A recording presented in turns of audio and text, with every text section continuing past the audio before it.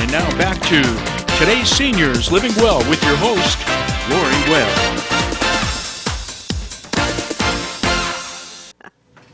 Hi everyone, welcome back to Today's Seniors Living Well. This is the fourth of our sixth series on aging. Doesn't have to be a puzzle.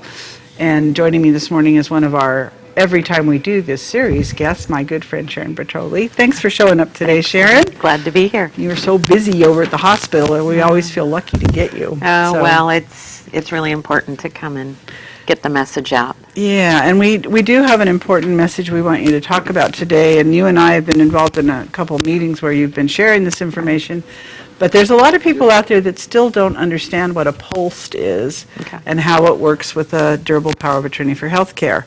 So I'm just going to kind of let you do your little spiel.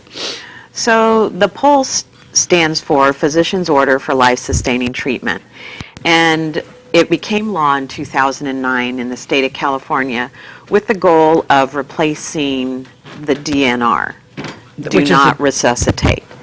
Reason being is that the POLST is a much more in-depth document. It has a lot more information that can help your healthcare providers take care of you when you can't talk. The important things about the POLST is that it is something you should be discussing with your primary care physician, whoever your practitioner is, nurse practitioner, whoever it is that you're seeing, physician's assistant, but it does have to be signed by a physician. By an MD or a DO. Correct. And so you need to have that conversation with your physician, and it covers basically three parts. Number one, if you should be found down, not breathing, and without a pulse, in actuality you've died a natural death. Would you want to be resuscitated, or would you like to let the process that's happened stay the way it is? That's the first part. The second part goes into what kind of treatment do you want? And if you pick that you want resuscitation, you can only choose full treatment. There is also limited treatment, which means we wouldn't intubate you, we would use antibiotics, we would not intubate you, we would use medications, antibiotics to keep you comfortable.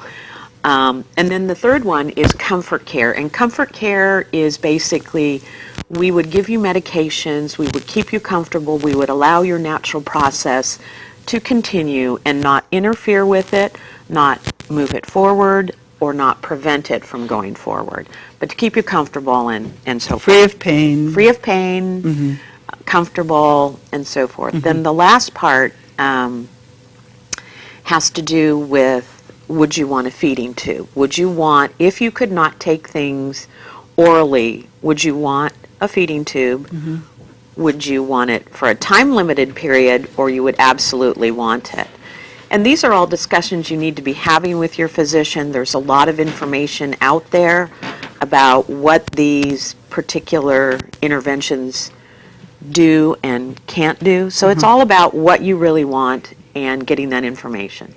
Now, how it works with the Advance Directive, it works kind of hand in glove. And the Advance Directive is really a document that you do so that you can say, generally these are my wishes. But the most important thing about this is, these are the people who can make this decision if I can't. So now, does the POLST not assign agents? It doesn't assign agents. It does say there's a space for who to contact and who to talk to, but it doesn't assign an agent. So they kind of work hand in glove.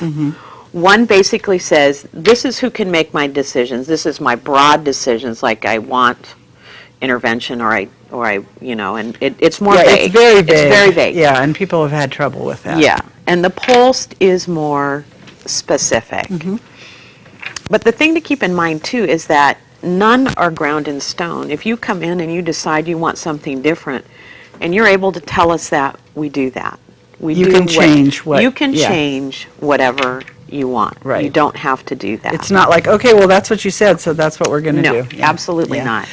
And if you're not able to speak, but you have an agent who knows, you know, I think they would want to change this. You can do that too. You can do that. Absolutely. Yeah. And you want to pick someone who you know can honor your wishes, because it is a hard thing to do.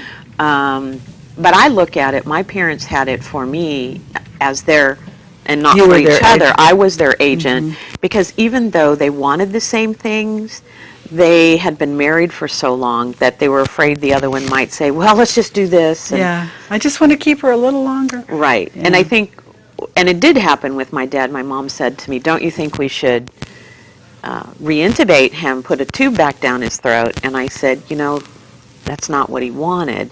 And I think I felt an honor that my parents would ask me to be the person who could be their voice. I Right. mean, it is an honor to be asked Right. to be someone, Right. agent. Right. And it's important. You need to talk about it. You need to talk about it with your healthcare provider. You need to talk about it with your friends and those that are close to you, your family, so people know what your decisions are.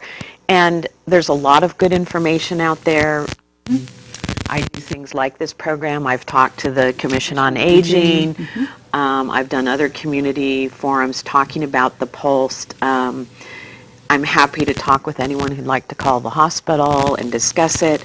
I always encourage patients to go back to their primary care physician. We will complete them for you in the hospital, but again, it has to be signed by a physician. I've been trained by the Coalition for Compassionate Care to be a designated person who can give education, can help them complete the form, and do those kinds of things, but I'm not a physician. I can't sign Can't it. sign it, and yeah. you really need to have your healthcare provider's input.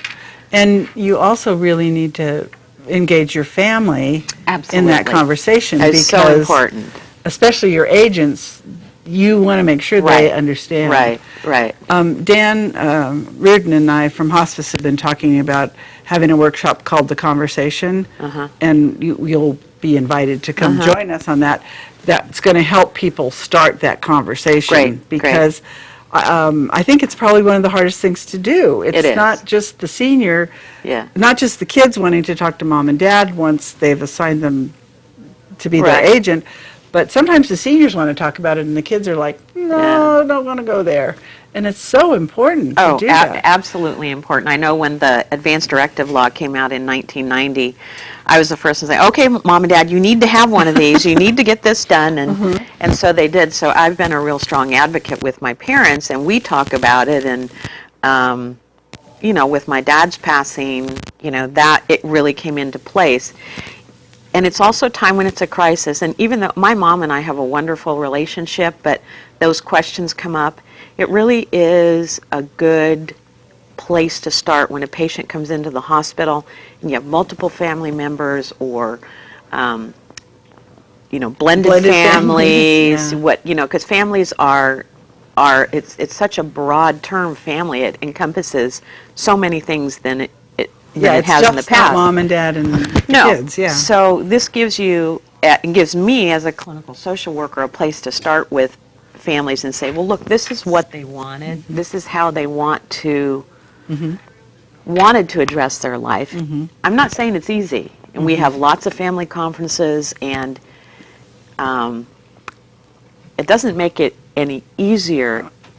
Well, it makes it easier, but it's still a difficult situation. Sure. It gives us some guidelines.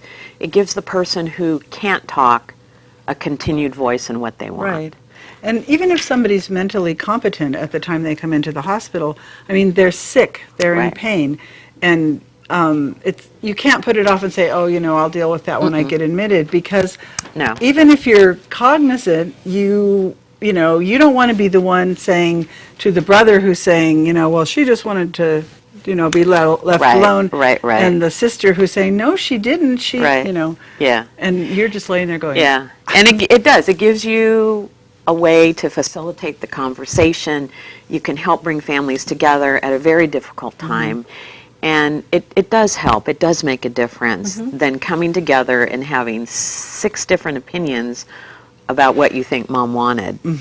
And, someone's in Texas, someone's in Arizona, someone's in Europe, and they've all flown in because mom is, intubated. And, what are we going to do? Did she Yeah. want to have a trach? It's all crazy. those things. Yeah, Yeah, I'm and sure it's you so see it all. stressful Yeah, for the family, right. whoever that family is, Whoever the family whatever is. the constellation Well, is.